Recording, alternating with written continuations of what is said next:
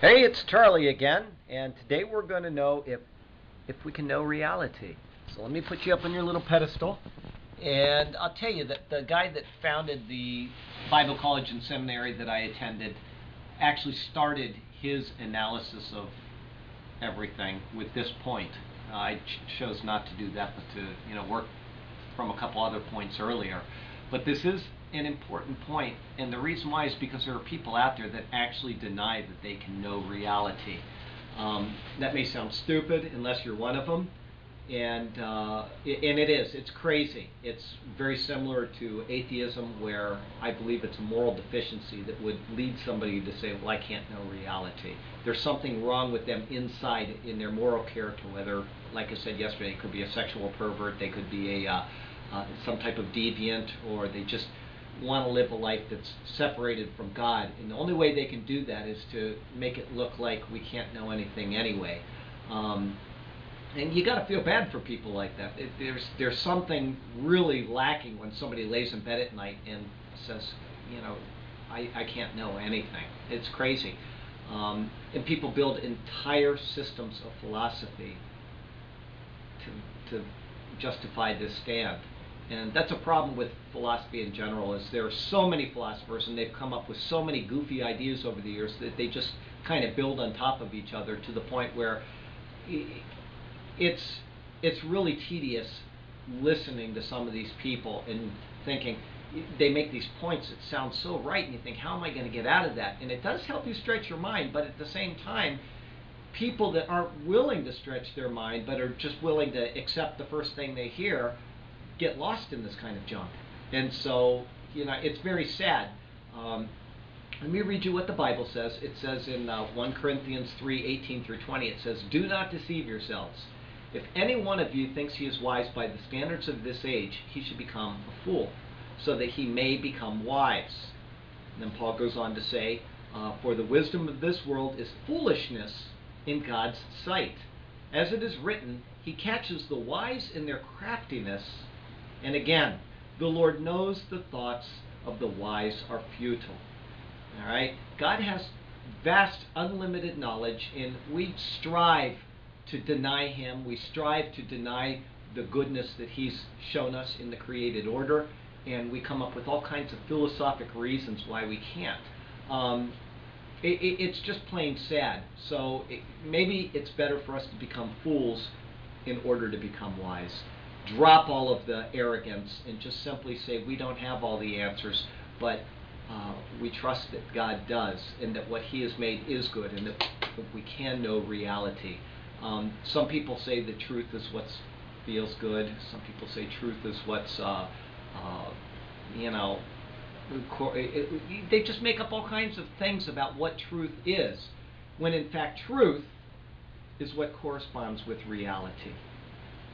We can know reality, and so we can know truth. That's all there is to it. I'm going to leave a lot unanswered. I'm not going to get into any depth on any philosophical system, but I'd like to introduce what the medieval philosopher Avicenna said. He said, "Anyone who denies the law of non-contradiction should be beaten and burned until he admits that to be beaten is not the same as to not be beaten, and to be burned is not the same as not to be burned." If you take what he said about the law of non-contradiction and you apply it to knowing reality, in other words, somebody says, "I can't know reality," we'll just take them out and beat them up. And they'll eventually say, "I guess I do know reality." You just keep on beating until they say, "Yeah, I know it's real." It really is that simple. Sometimes we just have to get down to the basics. And a guy named René Descartes, back in the 17th century, he was a French philosopher, really got back to the basics.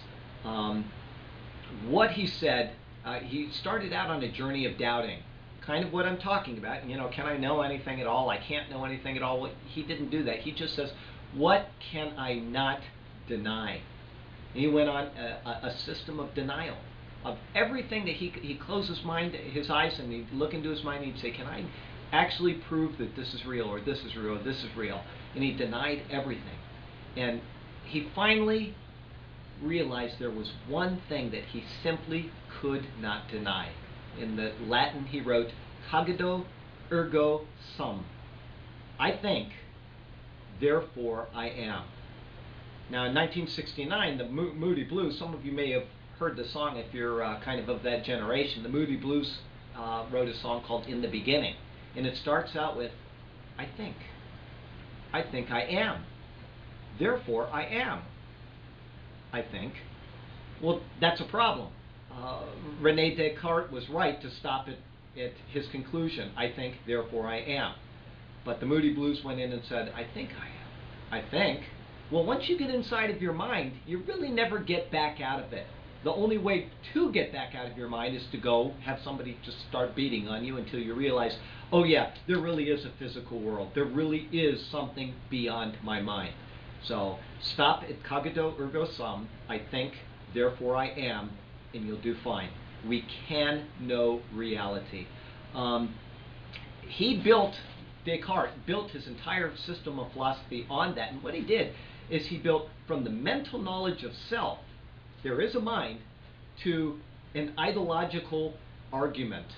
It's a causal argument for God. Ideological means, it comes from the Greek word for idea.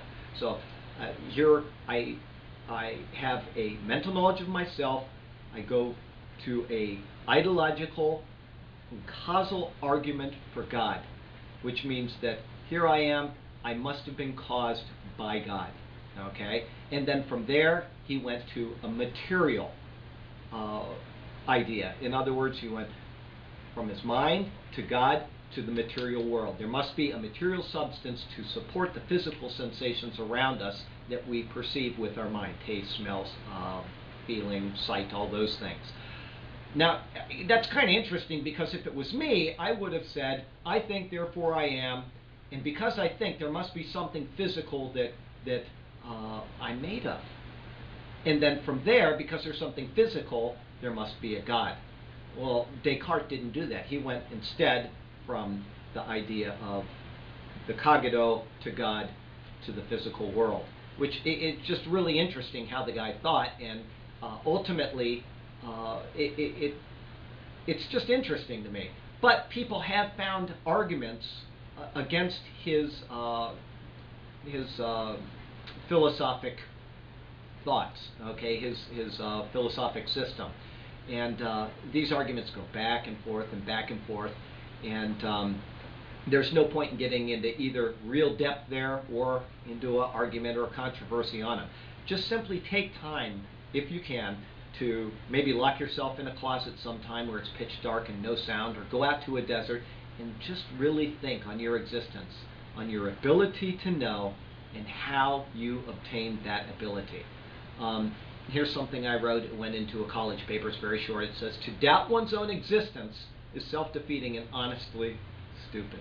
In order to substantiate that something in fact exists, the principle of existence states that in order to deny existence, one would have to exist. Okay?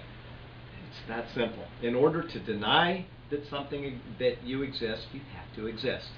I'll leave you with a quote from the Bible. This is from Psalm 63:6. It says, on my bed I remember you. I think of you through the watches of the night. We do think.